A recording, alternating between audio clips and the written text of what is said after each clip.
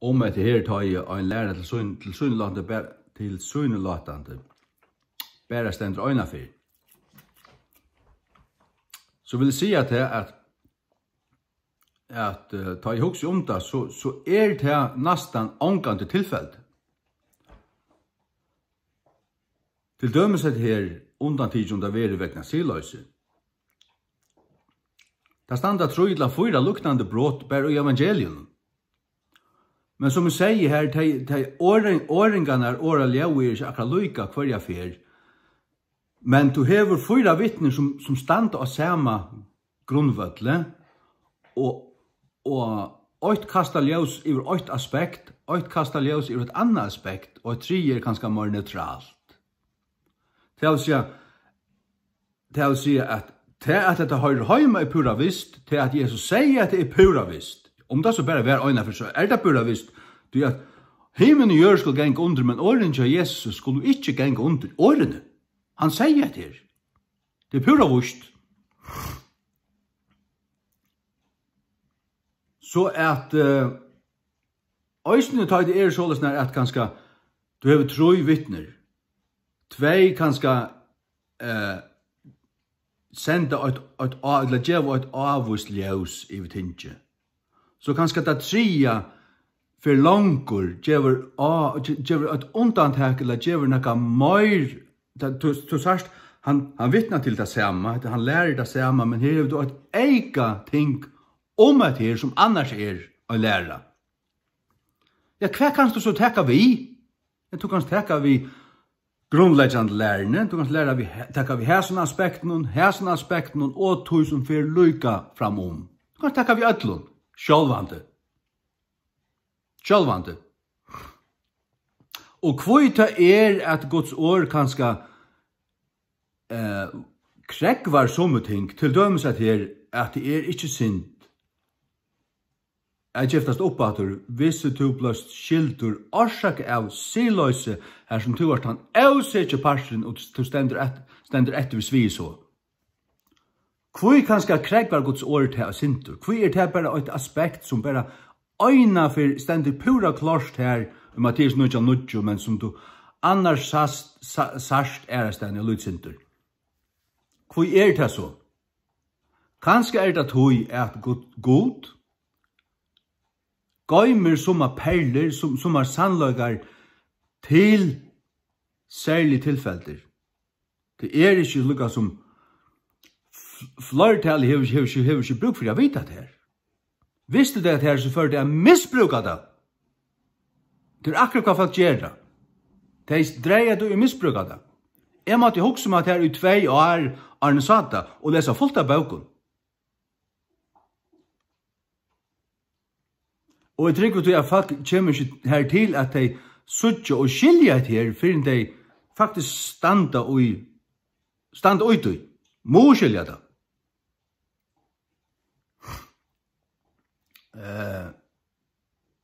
Ja. Men andre ting, til dømes om akkurat rettforskjering, og om Jesu, at han døg i okkon, og til uiraknar ødel, og om 3 øyndene og andre ting, de endretidsen pura klart flere fyrir, tror jeg 4, 5, 6 fyrir, eller nek mer øysen, ja.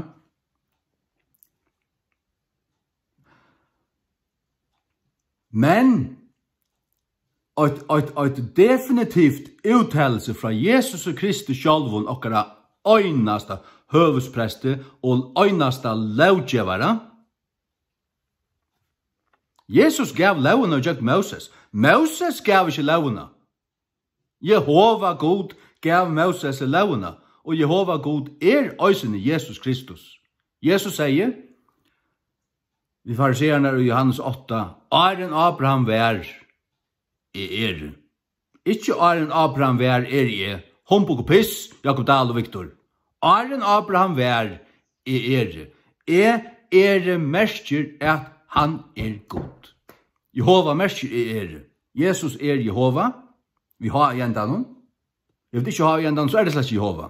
Jehova vittne har slett Jehova.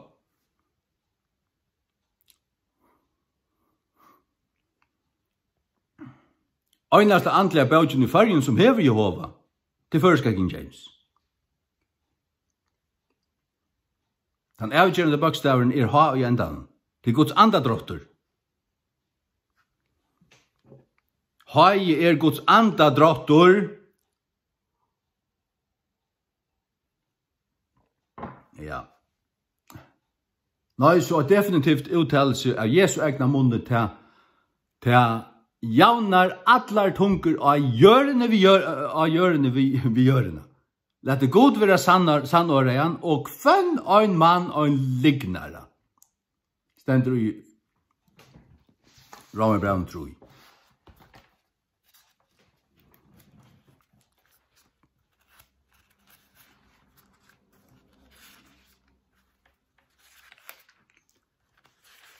Ja, 4.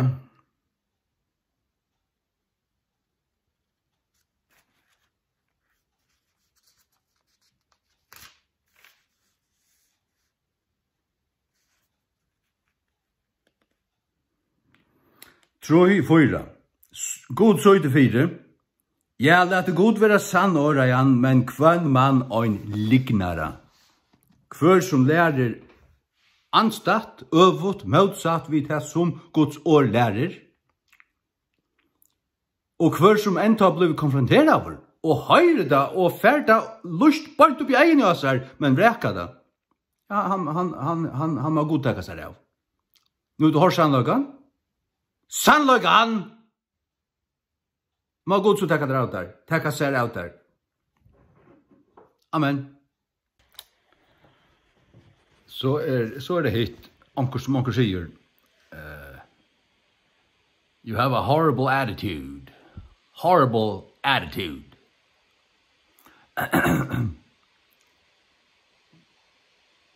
Du er en rævlig holdning. Rævlig holdning, altså. Nei, jeg ble en blekkar ut ur en husmannjød, for at jeg var avtala falslærer. Og det eneste som ble tåse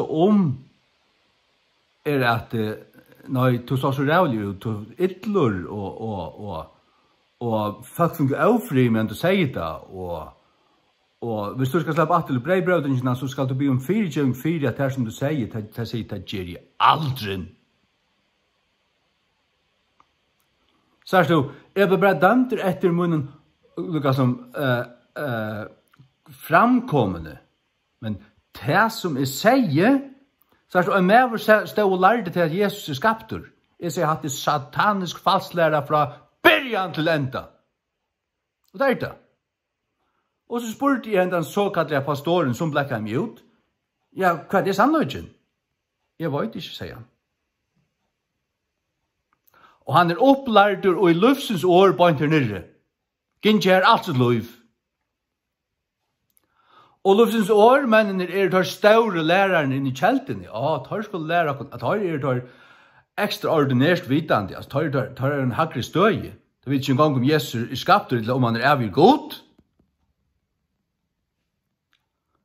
Så det er det som jeg ble blekkar utfyrir. Hoksa der til. Framkom, Angen dømte det som sier, plakk løp benchen, og kjensler, men sannløygan, man kjenner slett, man legger han ikke ui igjen. Så jeg så ikke på at det her som en rikve av djevelskare skræpo, det var god til kjære. Og bare ikke med aldri for yrtikon. Aldri. Det er startblinter, djevelrenter og steinbøyter i høyden. Jeg vil ikke høre tykkere pengabåskap. Og tykkere ekstraordinære manifestasjoner og bla bla bla. Ja, manifestasjoner av et eller annet hvis du spør meg. Jeg sier manifestasjoner av et eller annet hvis du spør meg. Og det er akkurat at det er folk som lærer til at flest tryggvande folk kunne ha et eller annet som man rekkast ut av dem. Og tykkere et eller annet, og tykkere falslærer. Og det er hykl, og det er kittl, og manna på, og manna lærer, bla bla bla bla bla bla bla. Satans skræpa.